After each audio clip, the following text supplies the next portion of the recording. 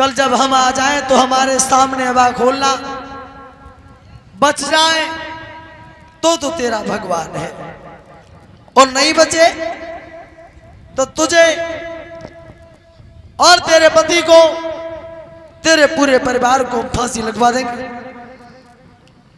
कुमारी ने कहा ठीक है। प्रहलाद वहां से लौट करके अपने घर पे आए हैं। रात को तो विश्राम किया और सवेरा जब हुआ तो चले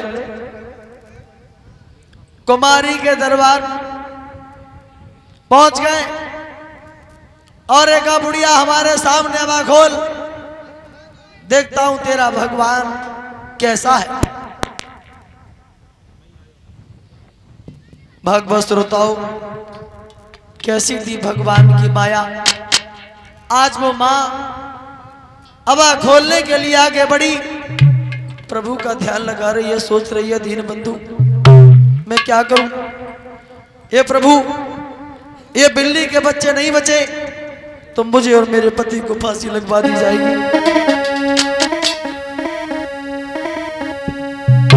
हरि गुण गाई रही, हरि गुण गाई रही, और मैया खोलती जाती अबा को।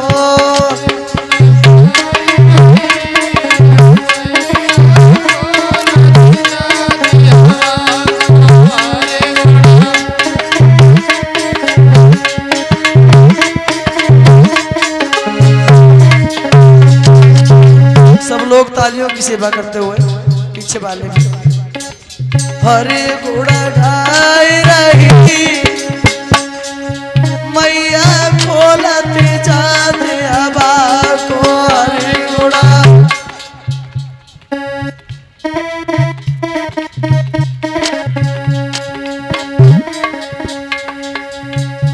अरे पके पके जन घड़ा उठाए,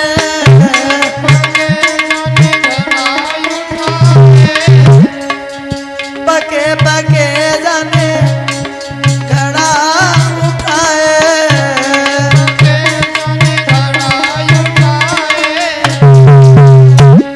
और कौतिक प्रभु जी ने दिखलाए,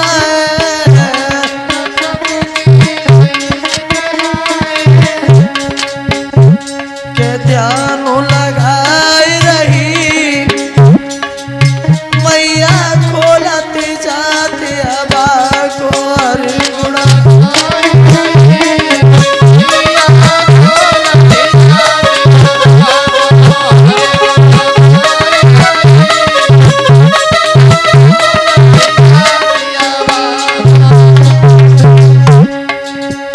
अरे कैसी करे कहाँ को जावे,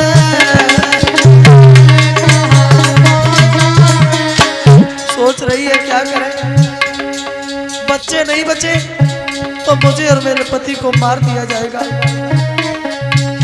अरे कैसी करे कहाँ को जावे,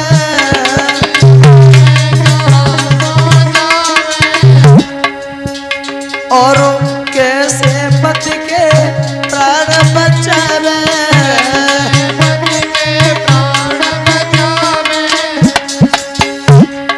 रटनी लगाई रही,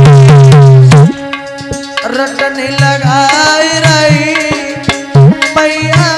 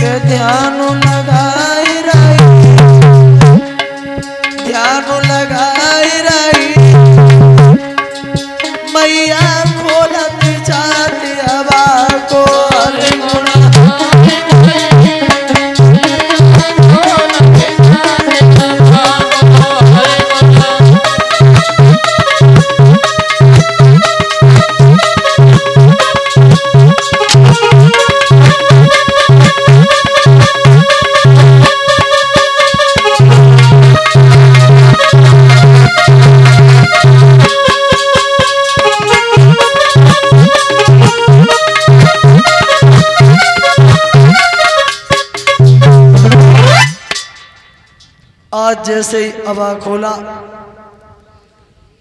कैसी थी भगवान की माया, 4 घड़ा उसमें कच्चे रह गए अबा के अंदर। और परीक्षित महाराज जैसे ही बिल्ली के बच्चे उसमें से भागे हैं तो कुमारी ने कहा, देख लिया बेटा तुमने? प्रहलाद बोले, हाँ मां, आज पता चल गया। नर नर है और नारायण नारायण है।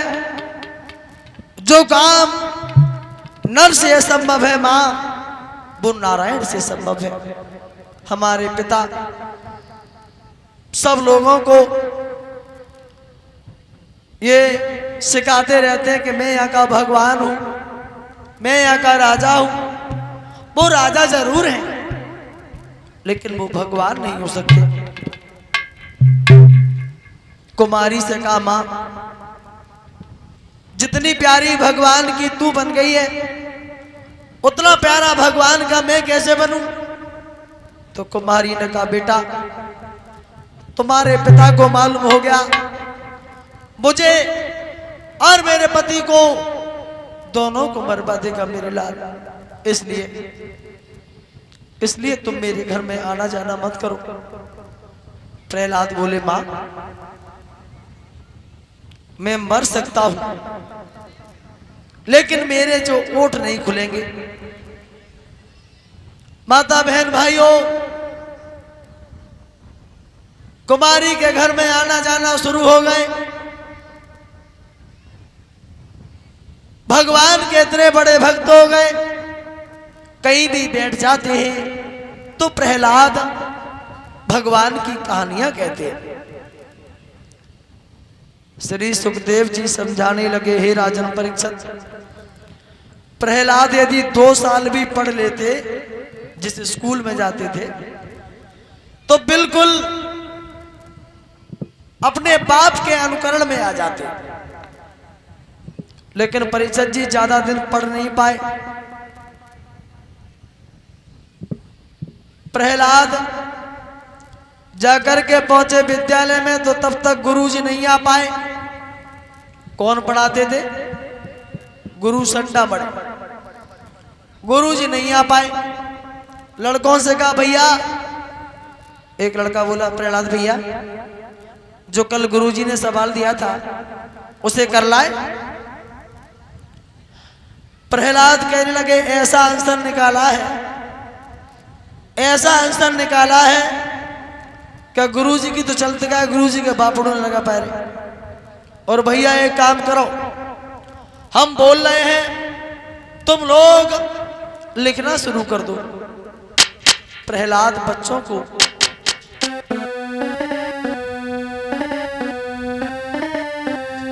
अरे अवधपुरी में आई गए राम,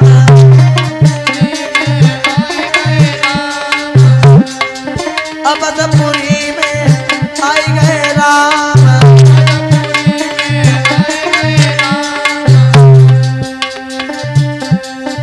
14 बरस गए बलराम, पिता की आज्ञा मानी राम,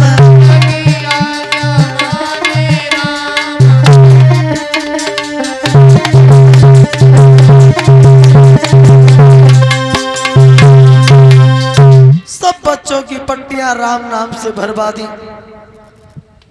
और तब तक गुरु संडा मड़े आ गए। गुरुजी ने लड़कों से कहा, क्यों ये किसने लिखवाया? बोले, प्रहलाद भैया ने। प्रहलाद खड़े हो जाओ। तो प्रहलाद खड़े हो गए और एक कहा, क्यों तुमने लिखवाया? बोले, हाँ गुरुजी। प्रहलाद, तुम्हें मालूम नहीं है,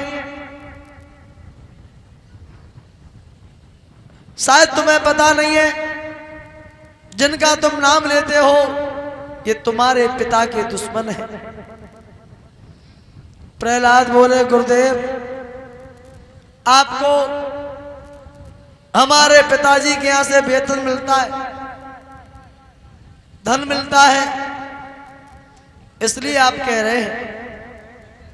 लेकिन गुरुजी, नर नर है, नारायण नारायण है। और जो इतने शब्द सुने, संडामण ने प्रहलाद का हाथ पकड़ा और प्रहलाद को लेकर के हिरण्यकश्यप की सभा में पहुंच गए। दूर से देखा हिरण्यकश्यप ने, सोचने लगे संडामण लेके आ रहे हैं, हो सकता है हमारे पुत्र ने कोई उच्च कोटि की शिक्षा पास की होगी, इसलिए लाए हैं गुरु जी। आइए मास्टर साहब, आओ बैठो। कैसे आए? तो संडामण ने कहा, महाराज आपके पुत्र ने सब बच्चों को राम नाम से बिगाड़ दिया और आपके विपरीत चलता है, विष्णु का नाम लेता है। हिरण्यकश्यप ने समझाया, सुनो मेरे लाल, आज के बाद कभी नाम मत लेना उनका, और हम उन्हें मारेंगे, जान से मारेंगे। प्रहलाद बोले, पिताजी एक बात कहूं, बुरा ना मानो तो कहो। पिताजी, हम और आप तो एक साधारण इंसान हैं, नर नर है, नारायण नारायण है। और जो इतने वचन सुने, परीक्षित महाराज, हिरण्यकश्यप का जो सिंहासन था 18 फीट ऊंचा था, पुत्र को उस सिंहासन से फेंक दिया। भगवान ने अपने भक्त को गेंद की तरह उछाल के खड़ा कर दिया। उसके बाद सिपाहियों से कहा, सिपाहियों ले जाओ इस कमीन को और ले जाकर के बुरी तरह से इसकी जान लो, देखने वालों के कलेजा हिल जाए, जान जाए दुनिया के लोग। हिरण्यकश्यप ने अपने इकलौते संतान को भी नहीं छोड़ा। बाजी बा सिपाही पुत्र को लेकर के चले हैं।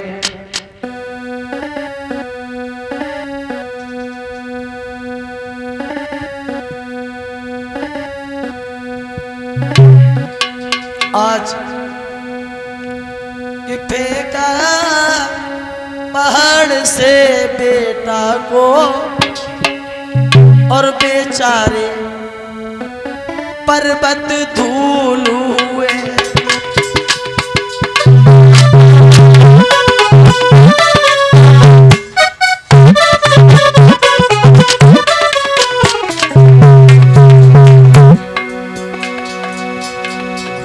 पुत्र को लेकर के आगे बढ़े। कैसी है भगवान की माया, आहा।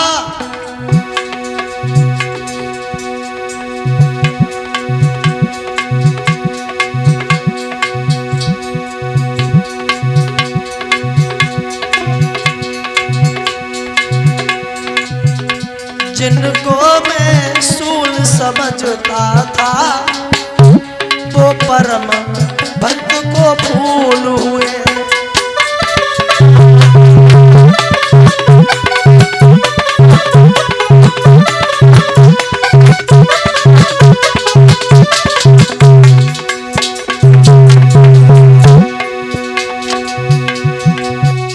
फेंका पहाड़ से बेटा को और बेचारे पर्वत धूल हुए।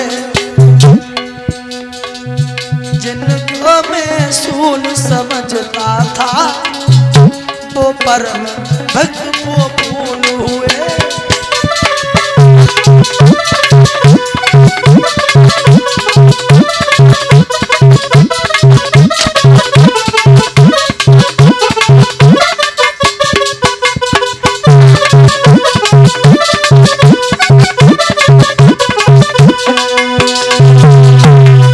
पुत्र को ले जाकर के चट्टान से पटक दिया। और ऐसी थी भगवान की माया, जो फेंकने गए थे वो तो खुद बह गए। प्रहलाद लौट करके हिरण्यकश्यप की सभा में पहुंच गए और एक पिताजी प्रणाम। हिरण्यकश्यप कहने लगा, फिर बच गया तू? बच गया? लगता है तेरी मौत मेरे हाथों से है। अब तुझे कोई मारने वाला नहीं है मेरे अलावा। हिरण्यकश्यप ने अपने पुत्र का हाथ पकड़ा, जल्लादों को बुला लिया। जल्लादों, हमने महात्माओं के लिए जहां नागों को इकट्ठा किया है उस कमरे में ले जाओ,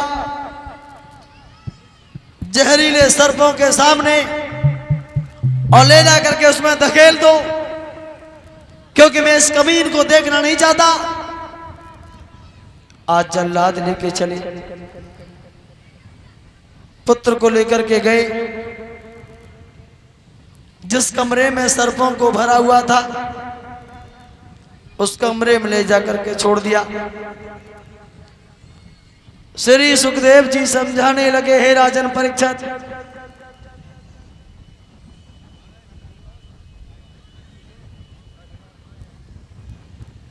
और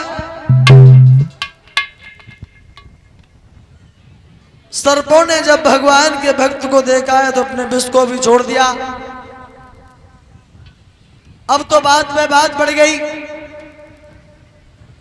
हिरण्यकश्यप पुत्र को लेकर के अपनी पत्नी कयाधु के सामने पहुंच गया।